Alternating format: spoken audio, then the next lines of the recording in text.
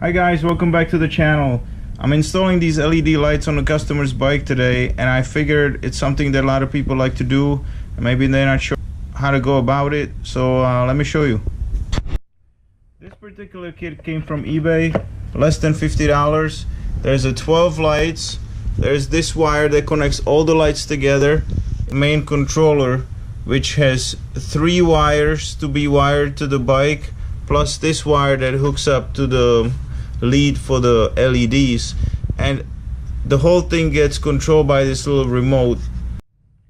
I do recommend get the 12 light kit because the price wasn't much higher as the 6 light kit, for example, and it's not mandatory to use all the 12 leads here for this system to work. So you know, you might not want to use all 12, but maybe you want to use 8. If you get the, for example, 6 light, you're going to get 2 of these, 2 of these, and 2 of these. It's much better to get 4, 4, and 4 because every bike application is a little bit different, so you got a little more choices there. The kit did not bring these connectors, so I had to use my own, but you can get those in any hardware store. So you're going to need these 2 for the negative, positive on the battery, and this one to wire the brake light wire into the system. I'm gonna be installing this kit on this Suzuki SV650, which I don't think I'm gonna need all 12 leads myself, but it doesn't matter what bike you have, the principle of installation is gonna be the same. First thing I did was removing the seats to get access to the battery, and I'm gonna find a location that I want to use for my controller. Use either a brake parts cleaner or alcohol. Alcohol is most likely safer if you're gonna be wiping on painted surfaces. Sometimes these brake cleaners, they're not safe for painted stuff, so test whatever you want to use. I decided to use this area over here under the seat, kind of tucked to the side. It's a close proximity to my taillight wiring, and it's not too far from the battery over here. Also, since this control has a little antenna, you don't want to go too deep down into the bike for the remote to work properly. I took my white wire, kind of got it ready on this side since I'm going to be putting in one of these brake lights, and my other wire's been run down here close to the battery. The next thing I'm going to do is wire my positive and negative.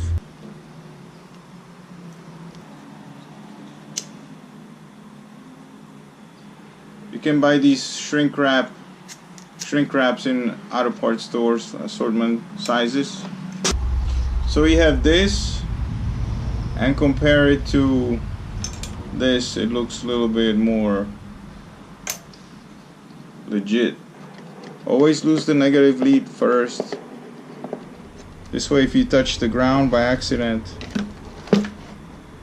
it won't short. Now my negative is disconnected. I don't have to worry about shorting out the positive side against the frame. Okay, we're gonna use some zip ties later on, but there might be other leads that we want to zip tie together with this, so I'm gonna wait on that. The next thing I gotta do is locate the brake light to hook up the white wire.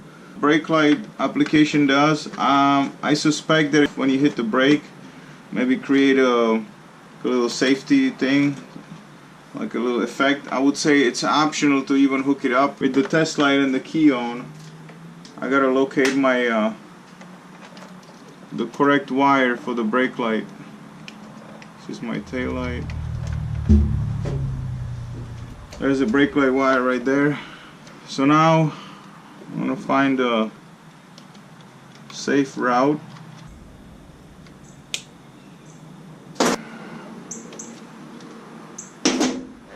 Again, we'll wait until the end to add some zip ties to secure all the wiring in place. Now this part I'm gonna speed up, but when you start thinking about where you're gonna put your LEDs, realize that this part has to be plugged over here, and all your LEDs has to be plugged over here. If you have all 12, or if you're gonna use 6 or 8, don't matter. So you have to kind of think about, especially the ones that are further away, make sure they can all reach.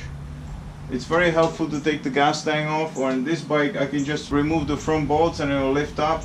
So that's gonna help me a lot to place this junction of wiring someplace.